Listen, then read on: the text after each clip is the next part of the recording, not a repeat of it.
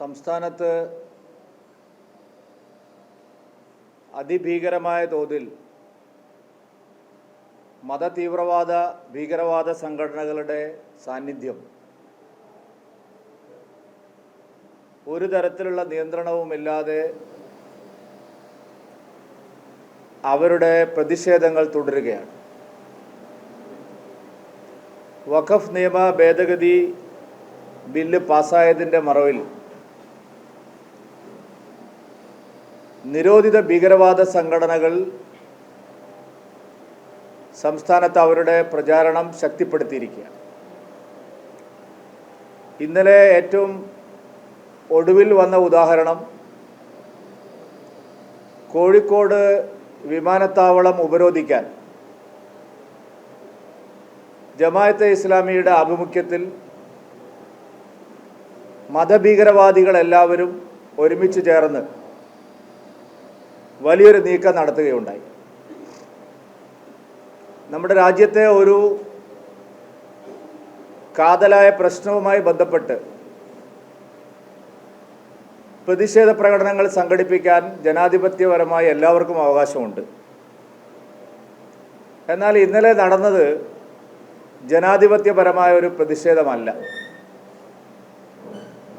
ആ പ്രകടനത്തിലുടനീളം പ്രദർശിപ്പിക്കപ്പെട്ട ചിത്രങ്ങളും ഉയർത്തപ്പെട്ട മുദ്രാവാക്യങ്ങളും ഈ രാജ്യത്തിനെതിരായി നിലകൊള്ളുന്ന ആഗോളതല ഭീകരവാദ സംഘടനകളുടെ സന്ദേശമായിരുന്നു. കോഴിക്കോട് വിമാനത്താവളം ഉപരോധിക്കാൻ വേണ്ടി സോളിഡാരിറ്റിയുടെ പേരിൽ നടന്ന പ്രതിഷേധ സമരത്തിൽ മുസ്ലിം ബ്രദർഹുഡിൻ്റെ സ്ഥാപകൻ്റെ ചിത്രമാണ് പ്രധാനമായും പ്രദർശിപ്പിക്കപ്പെട്ടത്. മുസ്ലിം ബ്രദർഹുഡിൻ്റെ സ്ഥാപകൻ ഇമാം ഹസനുൽ ബന്ന ഇന്ത്യയിലെ ഒരു പ്രതിഷേധത്തിന്, വഖഫ് നിയമ ഭേദഗതിക്കെതിരായിട്ടുള്ള ഒരു പ്രതിഷേധത്തിന് എന്തുകൊണ്ടായിരിക്കും മുസ്ലിം ബ്രദർഹുഡിൻ്റെ സ്ഥാപകൻ്റെ ചിത്രം ഇവിടെ പ്രദർശിപ്പിക്കുന്നത്? മുസ്ലിം ബ്രദർഹുഡ് അതിൻ്റെ ജന്മസ്ഥാനമായിട്ടുള്ള ഈജിപ്തിൽ തന്നെ നിരോധിക്കപ്പെട്ടിട്ടുള്ള സംഘടനയാണ്. അവരുടെ പ്രസിഡന്റിനെ വധിക്കാൻ ഗൂഢാലോചന നടത്തിയ കേസിൻ്റെ പേരിൽ അവർ തന്നെ കൊന്ന ആളാണ്. മാത്രമല്ല, സൗദി അറേബ്യ അടക്കം മുസ്ലിം ബ്രദർഹുഡിൻ്റെ എല്ലാ പ്രവർത്തനങ്ങളും പ്രചാരണങ്ങളും നിരോധിച്ചിട്ടുള്ളതാണ്. ലോകത്തിലെ പ്രധാനപ്പെട്ട മുസ്ലിം രാജ്യങ്ങളിൽ ഒന്നായിട്ടുള്ള സൗദി അറേബ്യയും മറ്റെല്ലാ ജനാധിപത്യ രാജ്യങ്ങളും, ജർമ്മനി ആവട്ടെ, ബ്രിട്ടൻ ആവട്ടെ, അമേരിക്ക ആവട്ടെ, ഈവൻ ചൈനയിൽ പോലും മുസ്ലിം ബ്രദർഹുഡിൻ്റെ പ്രവർത്തനങ്ങൾക്ക് യാതൊരു തരത്തിലുള്ള അനുമതിയുമില്ല.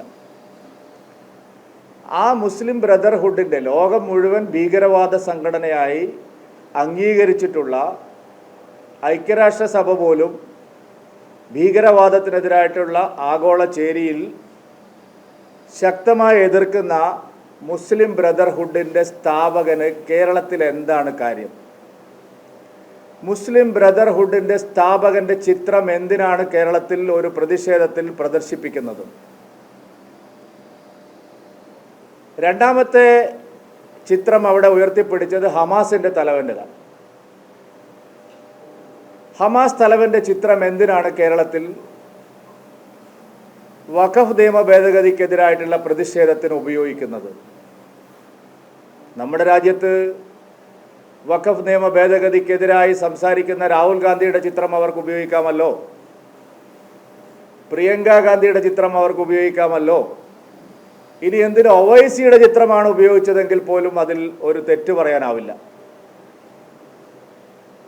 പക്ഷെ എന്തിനാണ് ബ്രദർഹുഡിൻ്റെ തലവൻ്റെ ചിത്രം കോഴിക്കോട് കരിപ്പൂർ വിമാനത്താവളത്തിന് മുമ്പിൽ പ്രദർശിപ്പിച്ചത്? എന്തിനാണ് ഹമാസ് തലവൻ്റെ ചിത്രം ഇവിടെ ഉപയോഗിക്കുന്നത്? ഇതിന് ഉത്തരം പറയേണ്ടത് സോളിഡാരിറ്റി അല്ല, ജമാഅത്തെ ഇസ്ലാമി അല്ല, പോപ്പുലർ ഫ്രണ്ട് അല്ല. ഇതിന് ഉത്തരം പറയേണ്ടത് ഇത്തരം ശക്തികൾക്ക് ഇവിടെ പ്രവർത്തിക്കാൻ അനുവാദം കൊടുക്കുന്ന സംസ്ഥാന ഗവൺമെൻറ്റും അവരെ പരോക്ഷമായി പിന്തുണയ്ക്കുന്ന മുസ്ലിം ലീഗുമാണ്. മുസ്ലിം ലീഗ് എന്ന് പറഞ്ഞാൽ UDF-ഉം കോൺഗ്രസും ലീഗുമെല്ലാം. ഇതാദ്യത്തെ സംഭവമല്ല കേരളത്തിൽ. കേരളത്തിൽ മുസ്ലിം സംഘടനകൾ നടത്തിയ ഒരു വെർച്വൽ റാലിയെ അഭിസംബോധന ചെയ്തുകൊണ്ട് ഹമാസിൻ്റെ ഇപ്പോഴത്തെ തലവൻ സംസാരിച്ചിട്ടുണ്ട്. കേരളത്തിൽ നടക്കുന്ന എല്ലാ പ്രതിഷേധങ്ങളിലും, അത് CAയുടെ പേരിലുള്ളതായാലും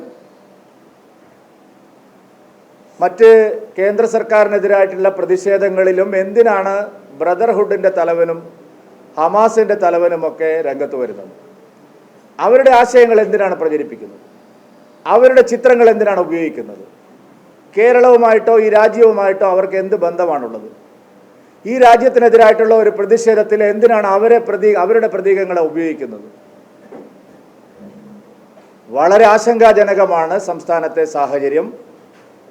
PFI നിരോധനമടക്കം കേന്ദ്ര സർക്കാർ ഭീകരവാദ സംഘടനകൾക്കെതിരായി ശക്തമായ നിലപാട് സ്വീകരിക്കുമ്പോഴും കേരളത്തിൽ അവർക്ക് പ്രവർത്തിക്കാനുള്ള അവകാശം ലഭിക്കുന്നു.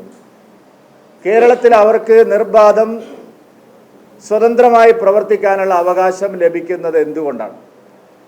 ഈ ചോദ്യമാണ് നാട്ടിലെ ജനങ്ങളെ വേവലാതിപ്പെടുത്തുന്നത്.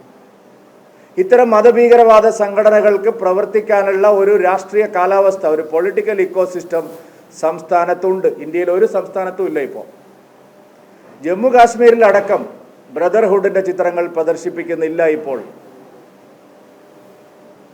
ഇന്ത്യയിലെ ഒരു സംസ്ഥാനത്തും മുസ്ലിം ബ്രദർഹുഡിനെയും ഹമാസിനെയും മഹത്വവൽക്കരിച്ചുകൊണ്ടുള്ള ഉദ്ഘോഷണങ്ങൾ നടക്കുന്നില്ല. കേരളത്തിൽ മാത്രമാണ് അത് നടക്കുന്നത്. കേരളത്തിൽ മാത്രം എന്തുകൊണ്ടാണ് നടക്കുന്നത്? ഇവിടുത്തെ ഇക്കോസിസ്റ്റം അതിന് സഹായകരമായ രാഷ്ട്രീയമാണ് ഇവർ കൈകാര്യം ചെയ്യുന്നത്. വോട്ട് ബാങ്കിന് വേണ്ടി ഇത്തരം മതഭീകരവാദികളെ ഇടതുമുന്നണിയും വലതുമുന്നണിയും അകമഴിഞ്ഞ് പിന്തുണയ്ക്കുകയാണ്. അപായകരമായ രീതിയിലേക്ക് നമ്മുടെ നാടിനെ LDF-ഉം UDF-ഉം കൊണ്ടെത്തിക്കുകയാണ്. ഇത്തരം മതഭീകരവാദ സംഘടനകൾക്ക് പരസ്യമായി വിഹരിക്കാൻ കഴിയുന്ന തരത്തിൽ കേരളത്തിലെ തെരുവുകളെ മാറ്റുന്നതിന് പിന്നിൽ LDF-ൻ്റെയും UDF-ൻ്റെയും തലതിരിഞ്ഞ രാഷ്ട്രീയമാണ്. വിമാനത്താവളങ്ങൾ നമ്മുടെ രാജ്യത്ത് കണക്കാക്കുന്നത്, നമ്മുടെ നിയമം അനുസരിച്ച് കണക്കാക്കുന്നത് അതീവ സുരക്ഷാ മേഖലയായിട്ടാണ്.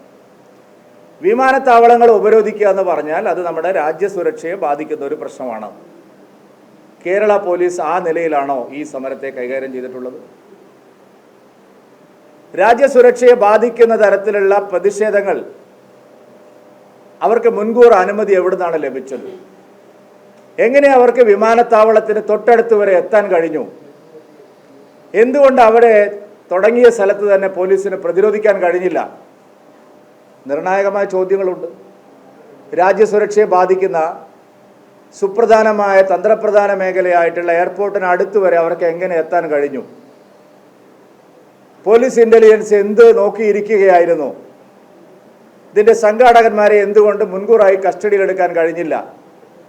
ഈ ഹമാസ് തലവൻ്റെയും ബ്രദർഹുഡിൻ്റെയും ചിത്രങ്ങൾ എന്തുകൊണ്ട് പോലീസ് പിടിച്ചെടുത്തില്ല? ഈ സമരത്തിലുടനീളം അവർക്ക് അതെങ്ങനെ പ്രദർശിപ്പിക്കാൻ കഴിഞ്ഞു? ഏത് കേസ് വകുപ്പ് ഉപയോഗിച്ചാണ് കേരള പോലീസ് ഈ സമരത്തിനെതിരായിട്ട് കേസെടുത്തിട്ടുള്ളത്? സാധാരണ CPM-കാരും കോൺഗ്രസ്സുകാരും ഒക്കെ നടത്തുന്ന ഒരു സമരം പോലെ തന്നെയാണോ ഇതിനെ കാണേണ്ടത്? ഏത് വകുപ്പാണ് കേരള പോലീസ് ഇതിന് എടുത്തിരിക്കുന്നത്? രാജ്യസുരക്ഷയെ ബാധിക്കുന്ന ഏതെങ്കിലും വകുപ്പുകൾ ഈ കാര്യത്തിൽ കേരള പോലീസ് എടുത്തിട്ടുണ്ടോ? എന്താണ് രാഷ്ട്രീയപരമായി ഈ കാര്യത്തോടുള്ള LDF-ൻ്റെയും UDF-ൻ്റെയും നിലപാട് കേരളം അറിയാൻ ആഗ്രഹിക്കുന്നു. UDF എന്തുകൊണ്ടാണ് ഈ കാര്യത്തിൽ ഒരു നിലപാട് പറയാത്തത്? LDF-ന് ഈ കാര്യത്തിൽ എന്താണ് നിലപാട്? 16-ാം തീയതി മുസ്ലിം ലീഗ് വീണ്ടും എയർപോർട്ടിലേക്ക് പോവുകയാണ് ഉപരോധിക്കാൻ. അങ്ങനെയാണ് വാർത്ത വരുന്നത്. മുസ്ലിം ലീഗ് നേരത്തെ ഒരു വിഷയത്തിൽ കരിപ്പൂർ വിമാനത്താവളം ഉപരോധിച്ച് ദേശീയ പതാക താഴ്ത്തി അവിടെ പാകിസ്ഥാൻ പതാക ഉയർത്തിയിട്ടുണ്ട്, പച്ച പതാക. ചരിത്രം നാം ആരും മറന്നിട്ടില്ല. അപ്പോൾ സംസ്ഥാനത്ത് ഈ രീതിയിലുള്ള മതഭീകരവാദികളുടെ പ്രശ്നത്തിൻ്റെ കാര്യത്തിൽ ഒരു നിലപാടും LDF-നും UDF-നും ഇല്ല. അവർക്ക് വളരാൻ പറ്റിയ, അവർക്ക് പടർന്ന് പന്തലിക്കാൻ പറ്റിയ രാഷ്ട്രീയ കാലാവസ്ഥ നിങ്ങൾ ഉണ്ടാക്കുകയാണ്. കഫിയ അണിഞ്ഞ് പാർട്ടിയുടെ മധുര കോൺഗ്രസിൽ പിണറായി വിജയനും മരുമകനും എല്ലാം കഫിയ അണിഞ്ഞ് ഐക്യദാർഢ്യം പ്രഖ്യാപിച്ചിരിക്കുന്ന ആർക്കാണ്? ഈ രാജ്യവുമായിട്ട് എന്തെങ്കിലും ബന്ധമുള്ള കാര്യമാണോ? ഈ രാജ്യത്തിൻ്റെ ഏതെങ്കിലും നിലപാട് അവിടെ പ്രതിഷേധത്തിന് ആധാരമായിട്ടുണ്ടോ? ഇസ്രായേലിനെ പരിഗണിക്കുന്നത് പോലെ തന്നെ പാലസ്തീനുമായിട്ടും ഇന്ത്യ നയതന്ത്ര ബന്ധം പുലർത്തുന്നുണ്ട്. പാലസ്തീനുമായിട്ടുള്ള നയതന്ത്ര ബന്ധത്തിൽ എവിടെയാണ് ഹമാസിന് സ്ഥാനം? എന്താണ് നിങ്ങൾ കഫിയ അണിഞ്ഞ് ആർക്കാണ് നിങ്ങൾ ഐക്യദാർഢ്യം പ്രഖ്യാപിച്ചിരിക്കുന്നത്? ഈ ഐക്യദാർഢ്യ പ്രഖ്യാപനത്തിലൂടെ എന്ത് സന്ദേശമാണ് നിങ്ങൾ നൽകിയിരിക്കുന്നത്? മറുപക്ഷത്തും അതല്ലേ ശരി, മുസ്ലിം ലീഗ് ഇതിനെല്ലാം ന്യായീകരിക്കുകയല്ലേ? എന്തെല്ലാം ഭീകരവാദ പ്രവർത്തനങ്ങൾ ഇവിടെ നടക്കുന്നു, ചൂണ്ടിക്കാണിക്കുന്നവരെ ആക്രമിക്കുകയാണ്. കുട്ടികളാരും വാക്സിൻ എടുക്കാൻ പാടില്ല എന്നുള്ള ഫത്വ പരിഷ്കൃത സമൂഹമായിട്ടുള്ള കേരളത്തിൽ നടക്കുന്നു. മുസ്ലിം ലീഗ് അതിനെ ചോദ്യം ചെയ്തിട്ടുണ്ട് ഇതുവരെ? ഇന്ത്യയിൽ ഏറ്റവും കുറഞ്ഞ ശതമാനം വാക്സിനേഷൻ രേഖപ്പെടുത്തിയിരിക്കുന്ന ജില്ലയായിട്ട് കേരളത്തിലെ ഒരു ജില്ല മലപ്പുറം ജില്ല. മലപ്പുറം എന്ന് പറയുമ്പോഴേക്കും ആൾക്കാർക്ക് ഭയങ്കര പ്രശ്നമാണ്, എന്തോ വലിയ അപരാധം കാണിച്ചത്. വാക്സിനേഷനെതിരായിട്ടുള്ള വലിയ സമരങ്ങൾ അവിടെ നടക്കുന്നു. വീട്ടിൽ തന്നെ പ്രസവിക്കണം എന്നുള്ള നിർബന്ധം ഫത്വകൾ പുറപ്പെടുവിക്കുന്നു. ഇതെല്ലാം നമ്മുടെ നാട്ടിൽ വളരുകയാണ്. മതേതര പാർട്ടിയാണ് ഞങ്ങളെന്നാണ് ലീഗുകാർ പറയുന്നത്. തങ്ങളാണ് ഏറ്റവും വലിയ മതേതരത്വത്തിൻ്റെ ആളെന്ന്. എന്നാൽ തങ്ങൾ ഒരക്ഷരം പറഞ്ഞിട്ടുണ്ടാവും. വാക്സിനേഷൻ തടയണം, കുട്ടികൾ വാക്സിൻ എടുക്കരുത്. കോവിഡ് കാലത്ത് പോലും പറഞ്ഞു. ഇപ്പോൾ കൊച്ചുകുട്ടികളുടെ പ്രതിരോധ വാക്സിൻ തടയണമെന്നുള്ള വലിയ ക്യാമ്പയിൻ നടക്കുന്നു. ലീഗ് എന്ത് പറഞ്ഞു അതിനെ പറ്റിയിട്ട്? മറ്റുള്ളവരുടെ പേരിൽ പിന്നെ കുതിര കയറുന്ന ആളുകൾ ആരെങ്കിലും ലീഗിൻ്റെ ഒരു നേതാവിനോട് ചോദിച്ചിട്ടുണ്ടോ? വാക്സിൻ തടയണം എന്നുള്ള കർശനമായിട്ടുള്ള ഫത്വ ശക്തമായിട്ട് നടക്കുമ്പോൾ പാണക്കാട് തങ്ങൾ ഒരക്ഷരം പറഞ്ഞിട്ടുണ്ടോ വാക്സിൻ കുട്ടികളെല്ലാം എടുക്കണം? ഈ പരിഷ്കൃത കാലത്ത് വീട്ടിൽ തന്നെ പ്രസവിക്കണം. വീണ ജോർജ് തന്നെ പറഞ്ഞു 700 പേർ പ്രസവം നടന്നു, 1638 ഉണ്ടെന്നാണ് മാധ്യമങ്ങൾ പറയുന്നത്. ഒരു കൊല്ലം. പാണക്കാട് തങ്ങൾ ഒരക്ഷരം ശബ്ദിച്ചിട്ടുണ്ടോ? എന്തുകൊണ്ടാണ് അവർക്ക് ഏറ്റവും സ്വാധീനമുള്ള ഒരു ജില്ലയിൽ ഇത്തരം പ്രതിലോമകരമായ പ്രവർത്തനം നടക്കുമ്പോൾ അതിനെതിരെ സംസാരിക്കാൻ പറ്റാത്തത്? മതഭീകരവാദ സംഘടനകളുടെ തടവറയിലാണ് കേരളത്തിലെ രണ്ട് മുന്നണികളും, ഇടതും വലതും. തെരഞ്ഞെടുപ്പിൽ ലാഭം ഉണ്ടാക്കാൻ വേണ്ടിയിട്ട് ഇത്തരം വിധ്വംസക ശക്തികളെ അവർ പ്രോത്സാഹിപ്പിക്കുകയാണ്. ഒളിഞ്ഞും തെളിഞ്ഞും മതഭീകരവാദികൾ ഇവിടെ പ്രവർത്തിക്കുകയാണ്. PFI നിരോധനത്തിന് ശേഷവും സംസ്ഥാനത്ത് അവരുടെ സ്ലീപ്പിംഗ് സെല്ലുകൾ പ്രവർത്തിക്കുന്നു. അവർക്ക് എല്ലാ സൗകര്യവും ലഭിക്കുന്നു. ഒരു അന്വേഷണവും കേരള പോലീസ് നടത്തുന്നില്ല. അതിനുശേഷം NIA വന്ന് പല ആളുകളെ ഇവിടുന്ന് കസ്റ്റഡിയിലെടുത്ത് കൊണ്ടുപോയി. കേരള പോലീസ് അറിഞ്ഞിട്ടേ ഇല്ല. PFI നിരോധനത്തിന് ശേഷം സംസ്ഥാനത്ത് നിർബാധം അവരുടെ പ്രവർത്തനം നടക്കുന്നു എന്നുള്ള കാര്യം കേരള പോലീസ് അറിഞ്ഞിട്ടേ ഇല്ല. NIA വന്നിട്ട് പലയിടത്തുനിന്നും ആളുകളെ കസ്റ്റഡിയിലെടുക്കുന്നു. കേരള പോലീസ് അവരെ ഷീൽഡ് ചെയ്യാൻ, അവർക്ക് പ്രതിരോധം തീർക്കുകയാണ്. രാഷ്ട്രീയമാണ് ഇതിന് കാരണം. മാർക്സിസ്റ്റ് പാർട്ടി മുസ്ലിം ലീഗിനോട് മത്സരിക്കുകയാണ്. കഴിഞ്ഞ ലോക്സഭാ തെരഞ്ഞെടുപ്പിലെ പരാജയത്തിന് ശേഷം വോട്ട് ബാങ്ക് സൃഷ്ടിക്കാൻ, രാഷ്ട്രീയ ലാഭം ഉണ്ടാക്കാൻ ലീഗുമായിട്ട് മത്സരിക്കുക. LDFും UDFും നിർലജ്ജം മതഭീകരവാദികളെ പ്രോത്സാഹിപ്പിക്കുകയാണ്. കേരളത്തെ സംബന്ധിച്ചിടത്തോളം ഞങ്ങൾ ആവർത്തിച്ച് നൽകുന്ന മുന്നറിയിപ്പുകളെല്ലാം ശരിയാണെന്ന് തെളിഞ്ഞിരിക്കുകയാണ്. അല്ലാതെ ഇവിടെ ബ്രദർഹുഡിന് എന്താ കാര്യമിരിക്കുന്നു? ഹമാസിന് എന്താ ഇവിടെ കാര്യമിരിക്കുന്നത്? അതുകൊണ്ട് കർശനമായ നടപടി ഇത്തരം നീക്കങ്ങൾക്കെതിരെ നടത്താൻ സർക്കാർ തയ്യാറാവണം. ഇപ്പോൾ എടുത്തിരിക്കുന്ന ദുർബലമായ വകുപ്പുകൾ ഉപയോഗിച്ചുള്ള കേസുകൾ പോരാ. രാജ്യദ്രോഹ കുറ്റം ചേർക്കണം. ലോകം മുഴുവൻ നിരോധിച്ച ഭീകരവാദ സംഘടനകൾക്ക് ഇവിടെ എന്താണ് സ്ഥാനമെന്ന് സംസ്ഥാന സർക്കാർ വ്യക്തമാക്കണം. അവർക്കെതിരെ എന്ത് നടപടിയാണ് നിങ്ങളെടുത്തത്?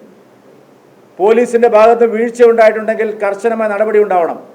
എന്തുകൊണ്ട് ഈ ചിത്രങ്ങൾ സമരത്തിലുടനീളം പ്രദർശിപ്പിക്കപ്പെട്ടു? എന്തുകൊണ്ട് ഉത്ഭവസ്ഥാനത്ത് തടയാൻ കഴിഞ്ഞില്ല? എന്തുകൊണ്ട് മുൻകരുതൽ നടപടികൾ സ്വീകരിച്ചില്ല? ഈ കാര്യത്തെ സംബന്ധിച്ച് സർക്കാർ പിണറായി വിജയൻ അവരുടെ നിലപാട് വ്യക്തമാക്കണം.